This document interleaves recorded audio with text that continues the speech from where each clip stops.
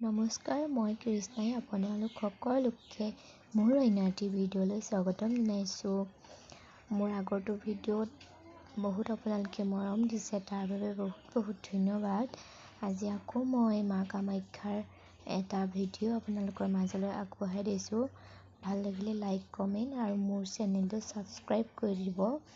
চাওকচোন কিমানখিনি ভক্তৰ সমাগম, যিহেতু বহুত দূৰ দূৰণিৰ পৰা আহে। আচলতে সকলোৱে জানে অম্বুবাচী এতিয়া হৈ আছে, সেয়েহে সকলো দৰ্শক এনেকৈ আহিছে মা কামাখ্যা দৰ্শনৰ হেতু। সকলোৱেতো জানেই তেওঁ কিহৰ পৰা এই অম্বুবাচী এই দিনকেইটা মনা হয়, যিহেতু মহাদেৱে মা পাৰ্বতীক যেতিয়া কোলাত লৈ আহিছিলে, তেতিয়া তেওঁৰ মা পাৰ্বতীৰ যোনিভাগ এই গুৱাহাটীৰ নীলাচল পাহাৰত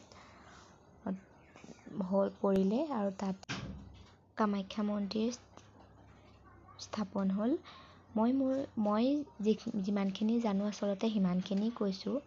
আজিলৈ আহিছোঁ দেই।